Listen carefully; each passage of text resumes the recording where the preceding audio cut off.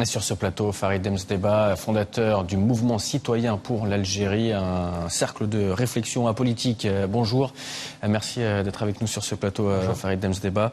On parle de dizaines de milliers de manifestants dans les rues hier, peut-être aujourd'hui, mais on a peu de chiffres finalement.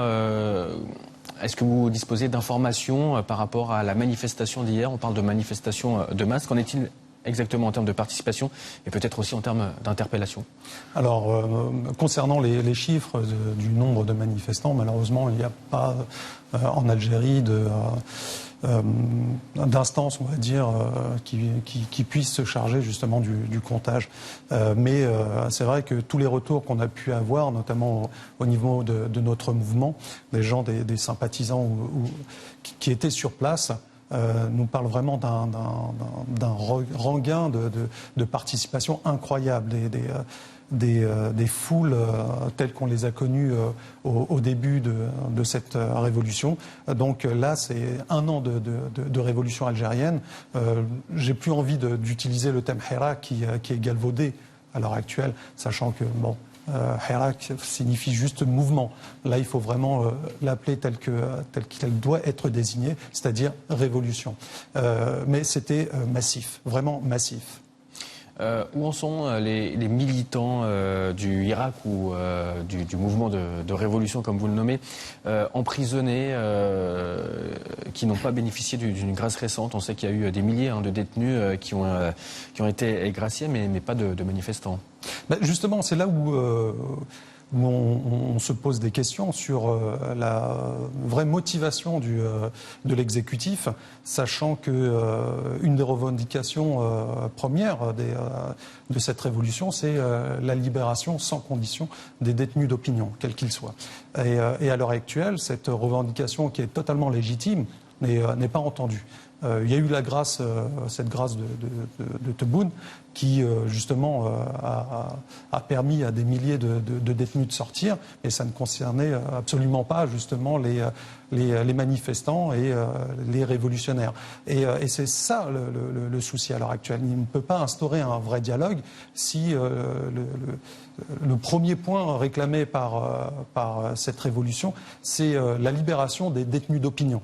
Et justement, ça pêche un peu à ce niveau-là. Vous parlez de dialogue et d'Abdelmajid Tebboune. Justement, le nouveau président Abdelmajid Tebboune appelle au dialogue. Est-ce qu'il peut y avoir justement un dialogue entre les manifestants et les activistes anti-système? Est-ce qu'ils peuvent trouver un terrain d'entente? C'est compliqué, sachant que Tebboune a été, on le sait très bien, il dirige l'exécutif. Enfin, il est à la tête de cet exécutif désigné par l'état-major qui s'est justement, on va dire, habillé d'un personnage civil pour mener l'Algérie.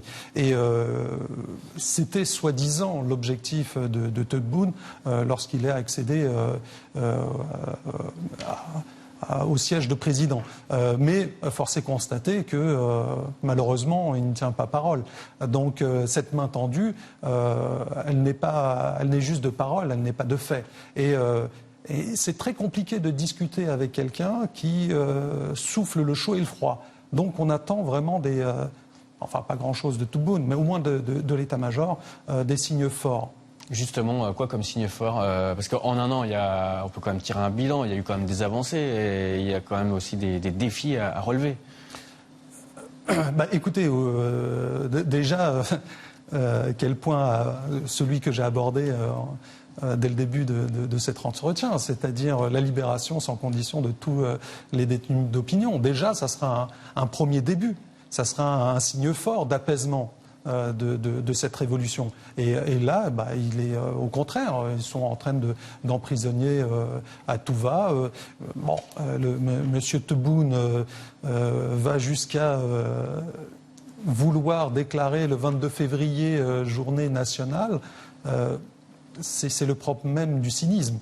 Voilà, donc on a du mal à comprendre sur quel pied danser avec, même pas nous, mais disons, Tebboune, à quoi joue-t-il?